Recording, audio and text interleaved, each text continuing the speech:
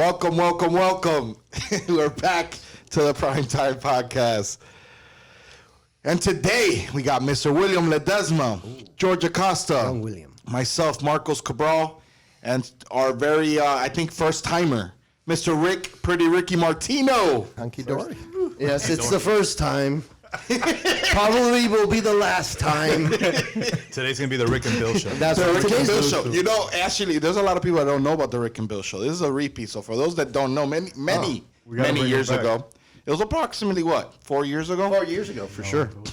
More than four? Yeah. You think? The Rick and Bill show premiered with a grasping total of 2 episodes. They never came back.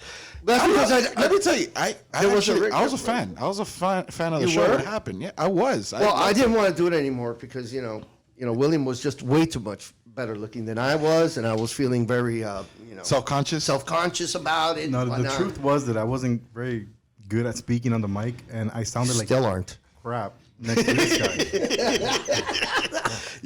I wasn't very natural. I wasn't very natural. But he's very handsome. But he's very handsome, though, isn't he? So, man, welcome, dude. Welcome. It's great to see you back in the mix and here with us. And we always have a blast with Ricky. Yeah, I love to be around you guys. Even if that's a lie, but it's still, Here we are. Let's just go through it. Can we get this going? No, I'm just kidding.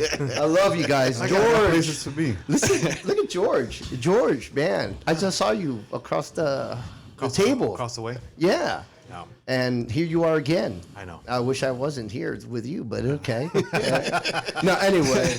But I guess I'll just deal with it. We're in the mortgage industry. We were just talking about it. Marcos wanted to do a doom and gloom part 2. I did not. No, I did not. So what did you have to talk about today? No, Marcos, what's going on? All my topics were kind of gloom and doom, so let's just scrap all that and let's just keep going. Start from nothing. Because we already had that on the last one, so I think we should just make it a little more pep in your step. Well, let's talk about the positivities that can come out of the gloom and doom. So absolutely. Look, for those that don't know, Rick Martino, he got into this industry 86 years ago, right? When it was created, right? That's 1988. That's 86 years ago. Oh, I got you guys. 1988. Yeah. It's not that old. So I am sure you have seen your share of the roller coaster ride, right? Absolutely. So when I first met you, you had dark hair. Yeah. And that was only like 2 years ago. Yeah, I've Obama'd. And he's only 35. Yeah. You've Obama'd. I've Obama'd. Yeah. You know that meme where it's like, I don't know who says that this is stressful. I'm 25 and I look great. And you're like, yeah, that's where my hair went. That's where my hair went in the great direction. All right, so many years in the business, right? You first started as an account executive, right? No. I started in the subprime business. We didn't even call it subprime. We just call it, BC lending or whatever. Yeah. Because even in the 80s. Even in the 80s, the term subprime was not a thing. The term subprime. Well, I'm trying to look at you. No, don't look at me. I don't want you. I really don't want you gazing into my eyes. I don't really want to look at him either. Excuse me. Hi guys. This is going to be much better, I'm sure. And if I'm blocking him, you're doing good too. Awesome. Beautiful. So yeah, we didn't call it subprime. BC lending. BC lending, if that. We had to make common sense decisions on loans. There wasn't even really the scoring systems were not really a thing. Right. They were there, but we weren't really paying attention too much to that. We were looking at trade lines. We were looking at trade lines, how many they had, how many were good, how many they paid, and whatever. Right. Did you have to walk over your 1003 to the local HUD office? There was no such thing as a 1003. No. We didn't have a 1003. Listen, back then, this is when credit reports used to print on that huge printer with yes.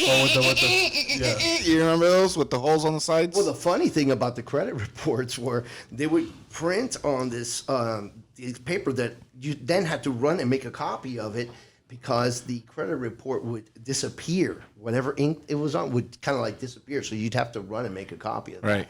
So that's how prehistoric this stuff is. The 86 years ago. Yeah, the first loan I ever did. The first loan I ever did was 14% interest rate and 10 points. Wow. That was legal. That was legal back then, None of this QM stuff. No, that stuff didn't exist. Of course.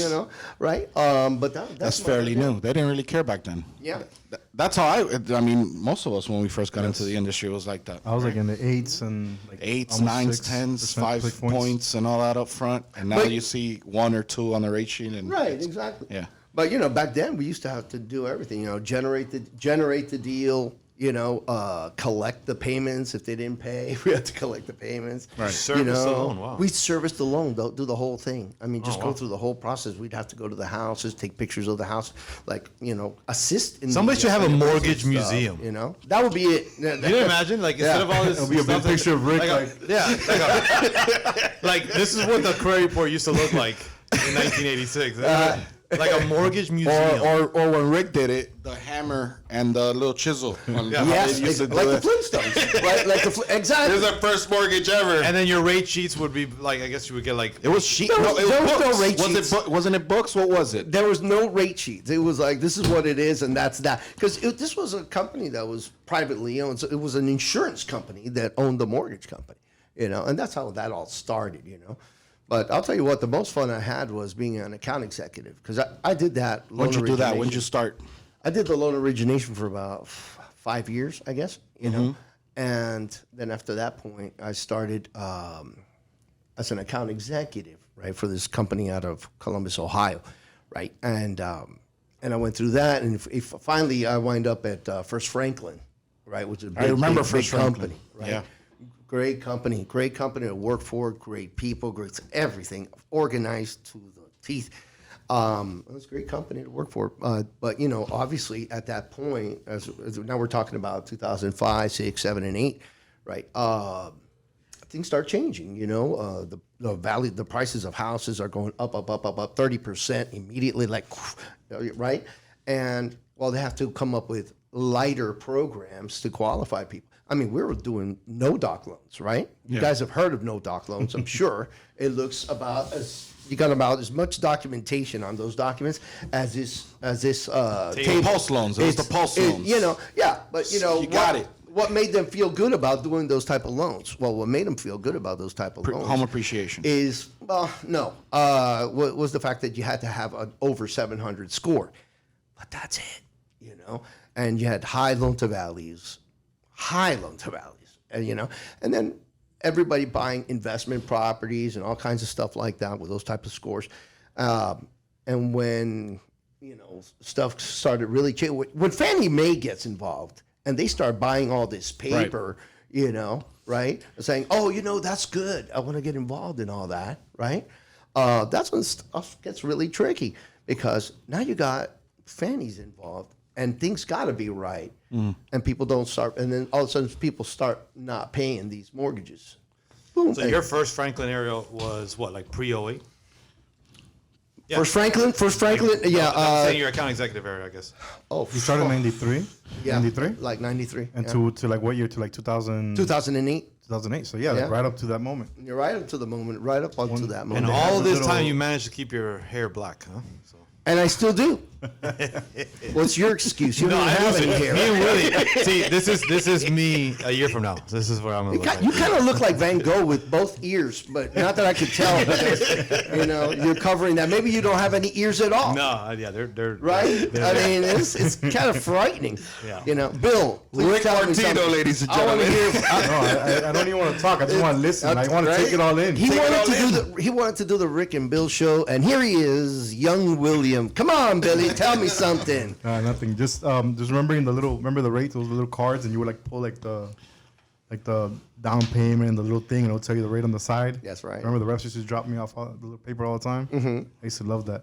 It was so simple. I mean, the internet changed everything. I think The internet changed everything. Yeah. Which for the better. When I was at First Franklin, we had underwriting engines. So it was up to me to like go to all these broker offices, and some of those brokers work here in our office, Right. that I used to rep for. And we used to introduce the underwriting engine to these brokers, so they would put the information themselves and try to get it, approved, and then they would submit those packages, right? Which I guess that would be like a Encompass for the subprime world, right? that was really good because that really blew up, all the deals that they could bring in. Yeah. So, but how does that compare to today? We had all this subprime business, high values on the properties, super fast increase of Rates?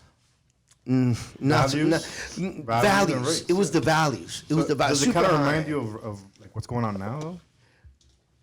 Like obviously the values. Have The gone up values, a lot. yes. The values, yes.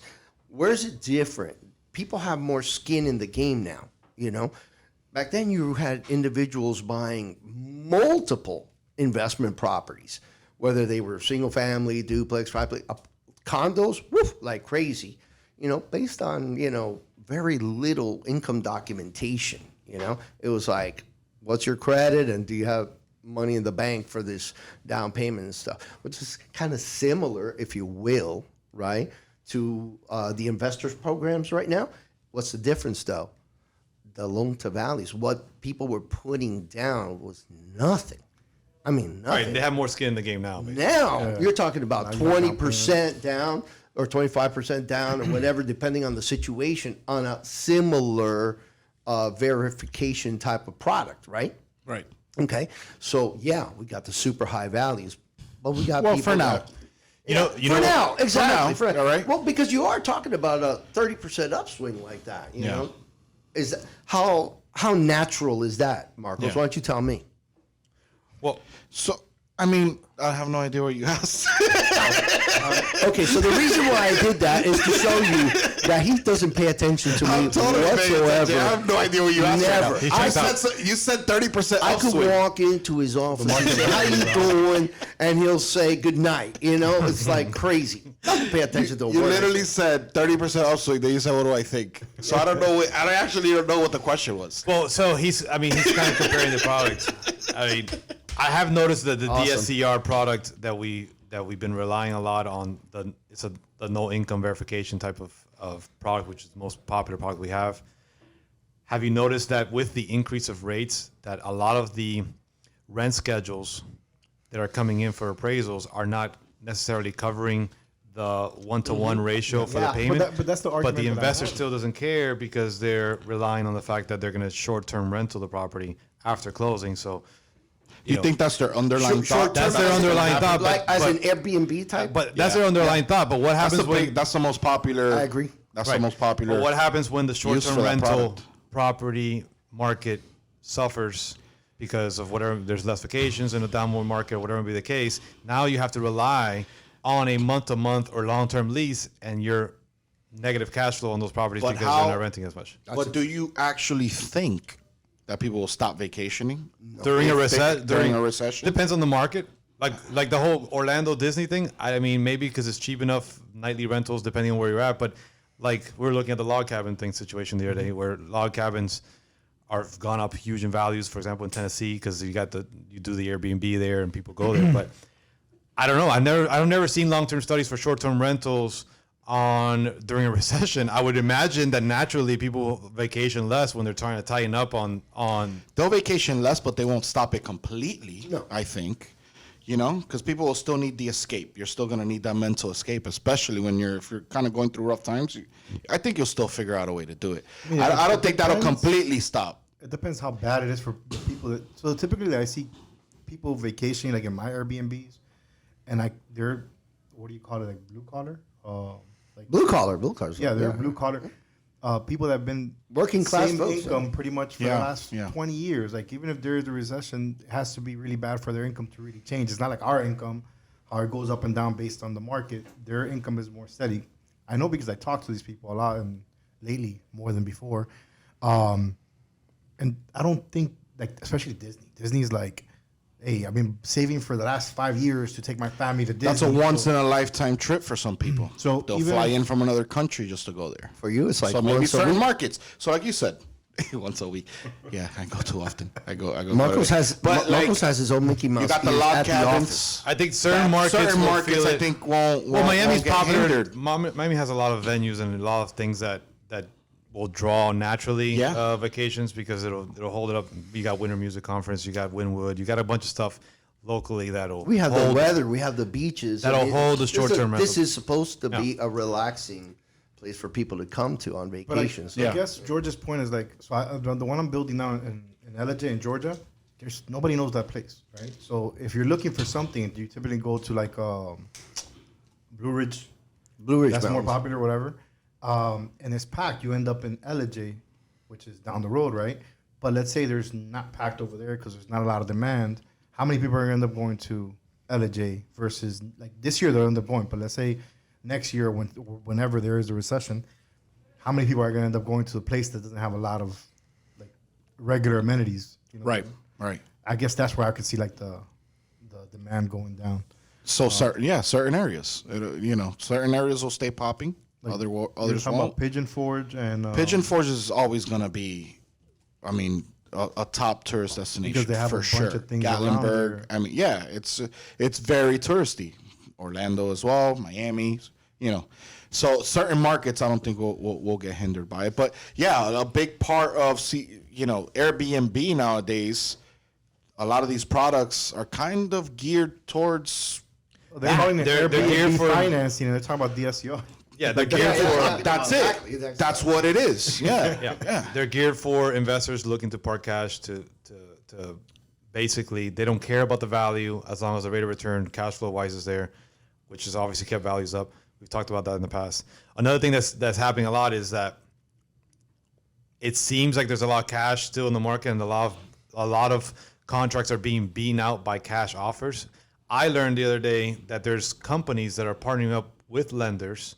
Okay, Red Ribbon being one of them. I think we looked into a couple. Yeah. Lenders that are partnering up with other companies that they'll submit a cash offer on behalf of the lender. So there's a process basically where the lender partners up with these companies. They will have an inspection period. The lender submits their pre-approval, their docs to their portal, and that company will send a cash offer on behalf of the client. And if by the time of closing, the lender's not ready to close, they close cash, they rent the property back out to the borrower Wow. for 6 months, and then they buy that property 6 months down the line for a 1 or 2% increase in price. Wow. So you have a lot of these cash offers, which are Smart. really And there's a few of these companies already kind of springing out. We're working on ours. Red in Ribbon is corporate. one of them. We're working on our cash program now. Some have already come out but it's aggressive. That is very aggressive. So from a listing Smart, agent great perspective, you have, it's really a finance offer, but being presented by the cash. Yeah, they'll close cash if it's not ready. Right. But if you have a first, like if we TBD a file, for example, we TBD an underwriter file, and then you partner up with one of these, they're submitting it as a cash offer, making it much more aggressive for you to accept the offer. And then you have the ability to close on it through financing. And then you got to pay a fee back or something like that. But yeah, I mean, it looks I like. guess that's very new, though. Like very like a novel concept. I've never even heard of that. You Yeah. know, It is And fairly new. if I'm a Few realtor, months. and I get that is a little bit kind of like what? Yeah. Right? Yeah. Unusual. It's a solid offer, though, But you it know? is incredible. It's a So then, are you submitting Yeah. these offers as a cash offer? Yes. So the company's submitting it as a cash offer, right? Or you could even get more aggressive with it and put it on your lender pre-approval. Say, we'll close in X amount of days because you have the cash offer. That's back. aggressive. That's super That's aggressive. aggressive. And I know that we're working on our cash program now, with corporate. So We're talking about that'll be cash rolling out programs. soon, and We're we'll have talking another about show on that. Appraisal waivers. We're talking about a bunch of things that basically keep pushing these prices up. Like everything.